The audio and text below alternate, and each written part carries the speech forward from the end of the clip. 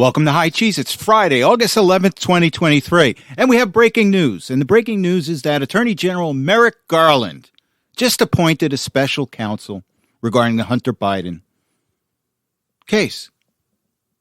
And guess what? Who does he pick? He picks David Weiss, the attorney that was already overseeing the case. This is the attorney that signed off on the bogus Hunter Biden plea deal. And do they really think that we're that stupid? And you know what this is like? This is like going to the doctor for a second opinion on something. And then your second opinion is the original doctor that you went to. And this is what's going on here. This is just a dog and pony show. There's a couple of things that this is going to do for the Biden administration. One is it's just going to put window dressing on the entire Hunter Biden process. And David Weiss is likely to come out and say, I reviewed anything, nothing to see here. Nothing to see here. He's just covering his own tracks, covering his own butt, covering for Merrick Garland. So this whole thing just stinks. Why couldn't they appoint somebody else? Nope. They couldn't do that because it doesn't meet their political objectives. And what this does for the Biden administration does a couple of things. Along with just putting window dressing on the process that took place over the past several years regarding Hunter Biden and this plea deal, does a couple other things. Now, what this does is Hunter Biden's attorneys and the Department of Justice were at an impasse because they got caught trying to sneak in that immunity deal regarding Hunter Biden. And a trial would likely ensue. Now, this holds off on that trial because there's now a special counsel looking at this. So we'll never see a trial take place between Hunter Biden and the Department of Justice because God knows what would come out during that trial. Now, the other thing that this could have an impact on is David Weiss's ability to testify before Congress regarding the whistleblowers, regarding what happened with this plea deal that went kaput. So he may not be able to testify before Congress as a result of being appointed special counsel. And do they really think that we don't see through this? Now, look, there's going to be some Democrats that couldn't care less. They just want to be self-ignorant. Yeah, whatever, I'm going to vote Democrat. But do they really think the rest of the country doesn't see through this? So like I said before, it's like going to a doctor for a second opinion and then finding out that the doctor who is giving you the second opinion is the original doctor. This is an absolute joke. This is just indicative of the yahoos that we have in power right now. It's all about protecting themselves. It's not about you or me. It's all about them. And I'll get into a couple of examples later on in this podcast, but this is just a joke. When it first came across the screen, I looked at it, I actually thought it was a joke. So we shall see. And it's been another bad week for Joe Biden. This corruption scandal is slowly squeezing him. He's trying to tout Bidenomics. It's falling flat.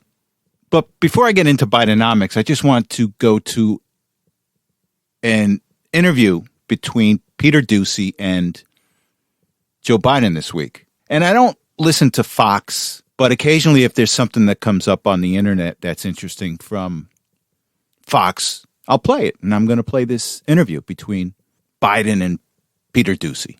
So let me play it, and then we'll come back and discuss. Because take a look at his response, and you tell me if Joe Biden's response is the response of an innocent person. So let's go to the clip, and then we'll come back and discuss.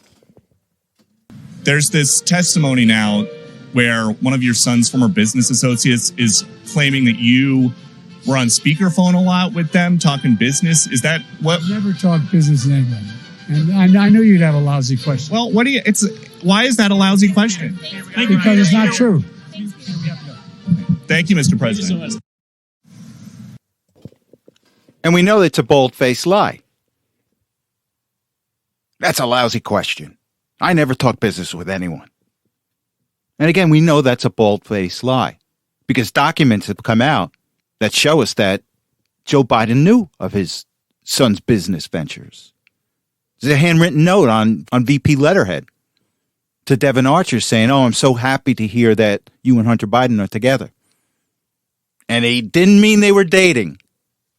And again, he goes back to, it's a lousy question. And why should we believe him? We have the Hunter laptop, which he said was Russian propaganda. Not true. He said that his son Hunter never took money from China. Not true. He never talked business with his son. Not true. And we have all this LLC money filtering into Joe Biden's account starting in 2017. Millions and millions of dollars. And he still has to answer for that.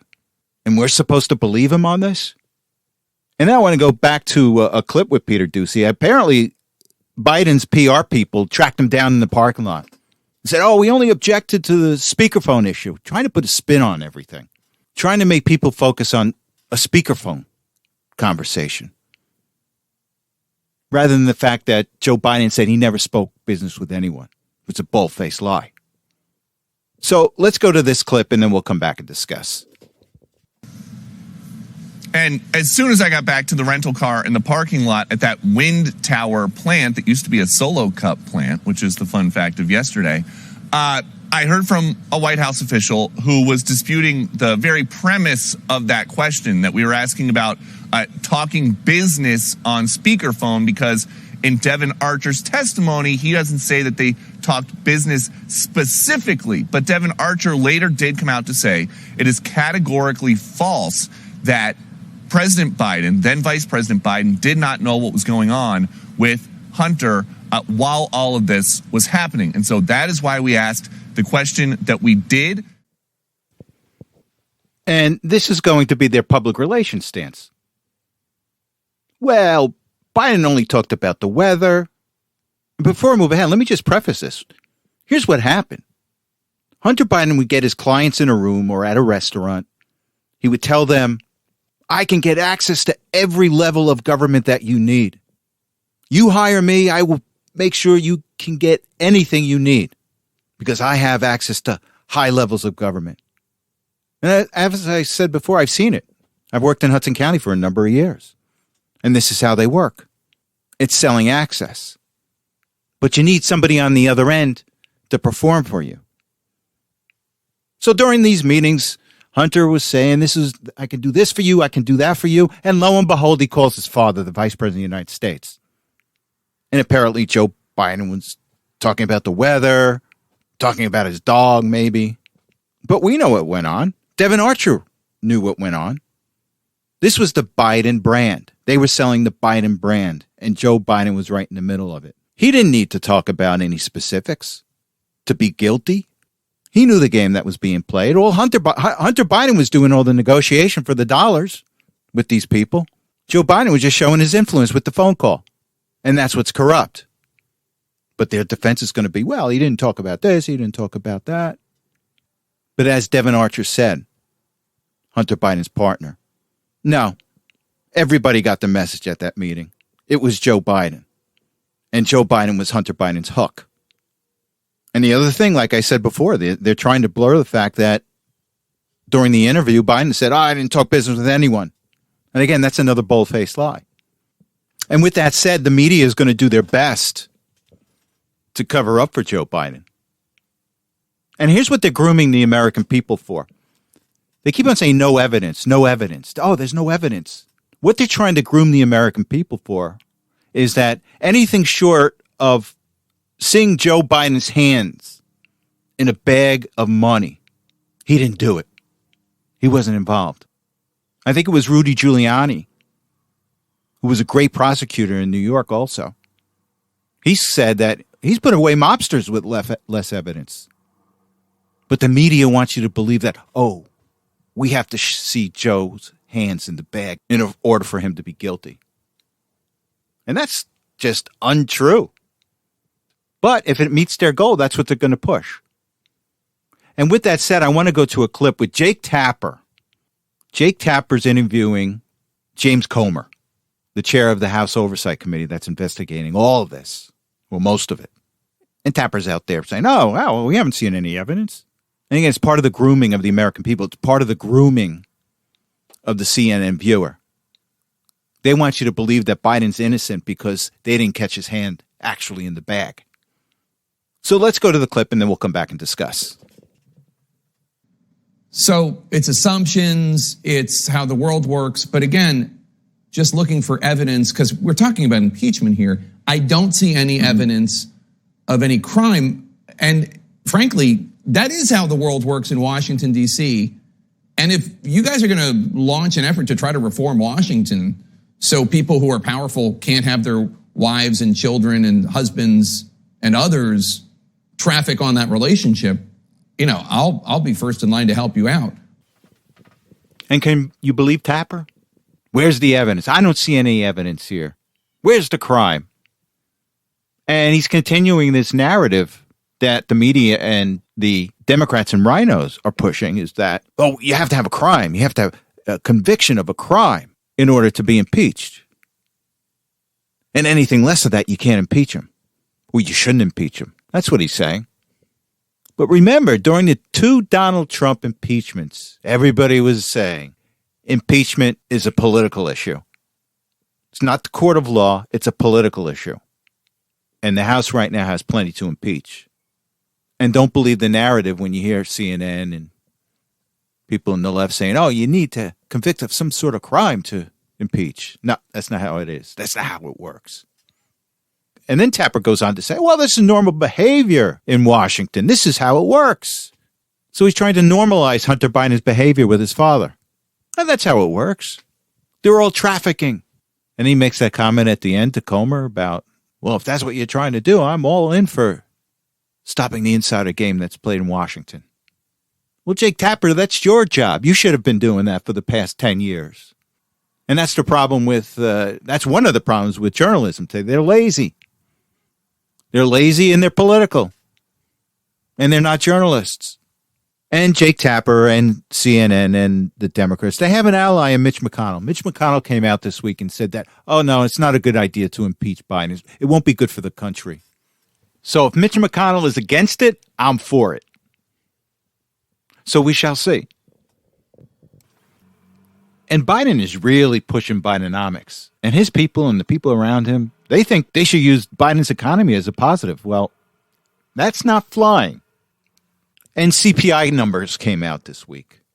And on Wednesday, the CPI went up. It went up from last month. But here's the game that the Biden administration plays and these talking heads on the CNBCs of the world. They want you to believe that it went down. The headlines, the first 5 paragraphs of all their articles, it implied that inflation went down. Well, guess what? It didn't. It went up. It ticked up from last month. But you wouldn't hear that from CNBC, the White House. Everything's great. We're getting inflation down, but they failed to tell you it went up from last month. And here's the thing that they don't get. You can have all these numbers that come out, say inflation's driving down. They can come out and say that inflation is at 2%. But if housing, gas, food, cars, if their prices are still high, it don't matter. You can have all your statistics, but if the American people don't feel that their housing costs are going down, their gas costs are going down, vehicle prices, and food, if those don't go down, the American people do not believe your inflation statistics. So in a way, I hope no one from the Biden administration is following this podcast because I just gave them a piece of advice on what to avoid. And then the funny thing is that, we got inflation running down. So that's been the story on Thursday. And then Friday pops up. Wholesale price index. It ticks up, which just flies in the face of this White House narrative on inflation. So we shall see. So let's talk about Ukraine for a couple of minutes. So this counteroffensive is not going too well for Ukraine. They've taken heavy losses.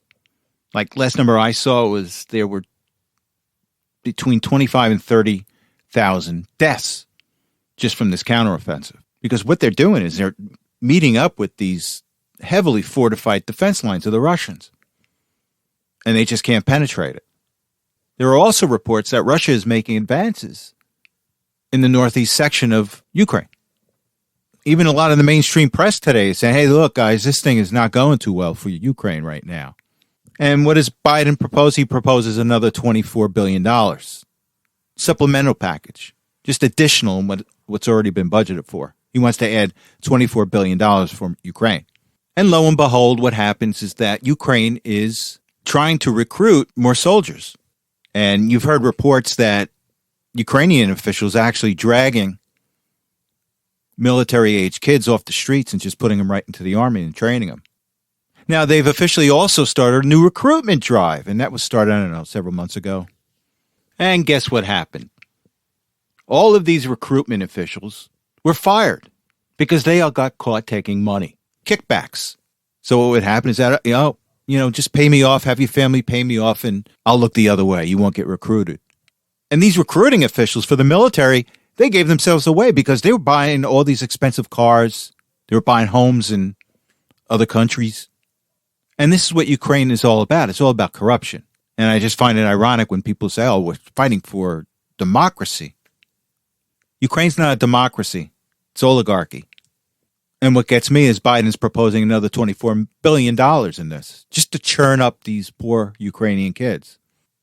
That's what it's all about. Making money for the defense departments at the expense of Ukrainian kids. That's not a way to run foreign policy. Okay, let's switch to Donald Trump and his J6 indictment. And the DOJ and Trump's attorneys met today to determine essentially what Donald Trump is allowed to talk about regarding his criminal litigation. And I'm reading early reports. And what the early reports say, in a nutshell, is that the judge has restricted what Donald Trump can talk about. He can't talk about sensitive material. Now, it's kind of subjective what sensitive material is, but I can see this hindering Donald Trump's reelection campaign. You're going to hamstring him what he can talk about? And who's going to determine what's sensitive and what's not sensitive? Is he going to have to check in with the judge and get her approval before he can talk about it at a rally? At this point, it's still up in the air about how much Trump will be hamstrung by this, but he definitely will, to some extent. And the question is, how is Donald Trump going to handle this? That's the all-important thing. And let's see the judge try to put him in jail for saying something that she doesn't like. That would be very interesting. Now, the other thing is that Jack Smith, the prosecutor, is trying to get a trial date of, I think, January 2nd. And he's trying to time this trial right in the middle of primary season. And again, it's all about the politics. This is not a prosecutor. This is a politician. This is a member of the deep state or a person that's trying to curry favor with the deep state. But they're afraid. They're very afraid. And they're not afraid for you. They're not afraid for me. They're afraid for themselves. And they see the polling that's coming out, the most two recent polling in two swing states, Michigan and Arizona. Trump is beating Biden, and they're getting desperate. And with that said, first let me go to a clip with Donnie Deutsch from Morning Joe. Boy, is he desperate. Is he trying to scare people? So let's go to the clip, and then we'll come back and discuss. Do you not understand that if Donald Trump wins, nothing else matters because it's over? Morning Joe might act, just to take a little example, Morning Joe might not exist anymore because Donald Trump has said, as all autocrats say, what they will do. And he said, if I'm elected, I want the FCC reporting directly into me. And he will cancel the show. I mean, you need to think that, that extreme. It's over. Freedom is over if Donald Trump gets elected. It's that simple. No other issue matters. Every other issue sprinkles down from that. However you feel about the economy, however you feel about whatever issue you're dealing with, we turn into an autocracy. What our forefathers fought for 250 years ago is over. That's what's at stake at this election. Everything else is a subtext to that. Oh, this guy's comical. So disregard high inflation, disregard $5 a gallon gas, disregard high housing prices, disregard an inept presidency because we have to save Morning Joe because Donald Trump's coming after us. That's all that matters. And here's the arrogance with these people. These people think they represent democracy, whether it's the people on Morning Joe, whether it's the people in these bureaucracies. They think they represent democracy. And the decisions I make, those are what representing democracy. I may not be elected, but I represent what democracy is all about. And they're all arrogant about it. And it's a very small group of people that are claiming to defend democracy. They're not trying to defend democracy. They're trying to defend their own power. And they're trying to conflate the fact that, yeah, Trump's going after you with the fact that Trump's attacking democracy. You know, and then he says, well, Trump does what autocrats do. He tells you what he's going to do. Well, don't you want that from a politician? Instead of being lied to year after year by politicians, we finally got a guy that tells the truth what he's going to do. The only problem is Deutsch doesn't like what Trump is going to do because it affects him personally. Deutsch couldn't care less about you. He cares only about his own power because in his mind, he's democracy. Not you, not me, not Donald Trump, him. And with that said, I want to switch to another character. And this is CNN interviewing Judge Luddick. And he's the judge that testified before the J6 committee. And he's a Republican. And they're playing him up. Oh, he's a conservative Republican. And we should listen to him because Trump is a danger. But I find his reasons for calling Trump a danger interesting. So let's go to this clip and then we'll come back and discuss. Trump is winning by a mile in the polls. Republican officials are lining up behind him. What do you think has happened to your party? I'm not a political person, Poppy, and frankly, I don't care about the Republican Party at all, except to the extent that the two political parties in America are the political guardians of democracy in our country. American democracy simply cannot function without two equally healthy and equally strong political parties. So today, in my view, there is no Republican Party to counter the Democratic Party in the country. And for that reason, American democracy is in grave peril. Oh, that was a rich statement. And here's what Ludwig says. Political parties are two major political parties, the Democrats and Republicans, are guardians of democracy. How laughable is that?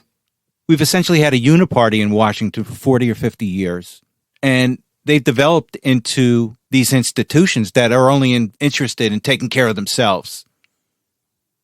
A cabal of people that represent their own interests, not the interests of the people. And Ludwig has a lot of nerve to say that these corrupt parties are guardians of democracy. Again, how laughable is that? Ludwig should take a look at history regarding political parties. George Washington was not a member of a political party. And if you take a look at his farewell address, he wasn't too keen on political parties in the first place. But now, according to Ludwig, they're guide rails of democracy today. And there's no more Republican Party, according to him. Well, as he knows it, it's completely different. Doesn't mean there's no political party. It doesn't mean there's no Republican political party. There's been a morphing going on within the Republican Party and within the Democratic Party. People who used to be Democrat have been slowly moving over to the Republican Party. The middle class, the working class, minorities. These people have been gradually going over to the Republican Party over the years, but Donald Trump galvanized it. And what's happened is Republicans and Rhino Republicans have been slowly trending over to the Democratic Party. So the Democratic Party now represents the rich and wealthy, the extreme rich and wealthy. Oh, and did I mention that the Democrat Party is now the party of big business, big tech? Whereas years ago it was supposedly the Republican Party. And the Republican Party is now representing the middle class, working class, and a growing number of minorities. But Ludwig can't have that. That's not the Republican Party I know, so they're not strong. And again, it's all about him, and it's all about the people that surround him. It's about their own power. And it's interesting, parties have morphed over the years. I think we started with the Federalists and Anti-Federalists early on in our history. And you've had the Whig Party, other parties. But they've kind of morphed as time went along. But there was nothing like the two-party system as guardians of democracy. The founding fathers would have laughed at Ludwig over this, particularly in light of the corruption that goes on in Washington today. It's absolutely laughable. But they're desperate. These rhinos, these uniparty people, these people of the cabal, they are threatened. And they've got to throw anything out there. And I just find it interesting that they talk this insanity with a straight face. And all I can say is that the Democrat Party, the Republican Party, the uniparty, the cabal, the deep state, they killed their golden goose because of their lust for power and greed. So we shall see. Okay, before I go, I just want to read you this article. One of my brothers had sent it to me, and I just thought it was really interesting and appropriate. And it's about a gentleman from Canada. He spent $85,000 US on an electric Ford truck, an electric Ford F-150, Lightning EV. So he buys it for $85,000. Then he has to spend $10,000 to install two chargers, one at work and one at home. And then he had to upgrade his home's electric panel for $6,000 to accommodate the charger he put in at home. And his name is Delbir Bala. And he's quoted as saying, the electric vehicle is the biggest scam of modern times. And the reason he bought the truck is that he wanted to be a responsible citizen. So he's virtue signaling. He spends $100,000 on a truck. Imagine that, $100,000 on a pickup truck. He could have bought the gas-powered version of this pickup truck in 2019 for about $40,000, $50,000. Tops. But he wants to spend $100,000 on the vehicle because it's virtue signaling. I think that's insane. But this is what these globalists have done to their citizens. And in this case, this citizen, Bala, was all too happy to accommodate. I just want to be a responsible citizen. So he overspends on a truck that he can't use. So then listen to this. Not long after his purchase, Bala got into a minor accident, which he said required light assembly on the front bumper. Bala took the vehicle to the body shop and did not get it back for 6 months. He said no one from Ford answered his email or phone call for help. And then the limitations of the truck became even more apparent when Bala embarked on a chaotic 1,400-mile road trip to Chicago. It says here, fast charging stations, which only charge EVs up to 90%, cost more than gas for the same mileage. On the family's first stop in Fargo, North Dakota, it took 2 hours and $56 to charge his vehicle from 10% to 90%. The charge was good for another 215 miles. On the second stop in Albertville, Minnesota, the free charger was faulty and the phone number on the charging station was of no help, he said. The family drove to another charging station in Elk River, Minnesota, but the charger was faulty as well. This sheer helplessness was mind-boggling, Bala wrote in the online post. My kids and wife were really worried and stressed at this point. There were no other fast charging stations within range of Elk River, and his vehicle only had 12 miles left. So he ultimately had the vehicle towed to a Ford dealership in Elk River and rented a regular gas-powered vehicle to complete the family's trip to Chicago. The family picked up the F-15 Lightning on the way back to Winnipeg. Bala says, it was in the shop for 6 months. I can't take it to my lake cabin. I cannot take it for off-grid camping. I cannot take it even for road trips, he said. I can only drive in a city. It's the biggest scam of modern times. But this is what you get with this global agenda. You're going to pay $100,000 for a truck that you can't use. In a way, I don't feel sorry for this guy because he was trying to virtue signal. Oh, I'm a good guy. I'm going to make a dumb purchase. I'm not going to think about the ramifications of my purchase. As long as I'm virtuous, as long as I please my gods. And this is what we're heading for with if we don't do something about our institutions, our government, our leaders. You're going to wind up paying $100,000 for a Ford that you can't use. So with that said, thank you so much for listening. Have a good week, and I will see you next Saturday.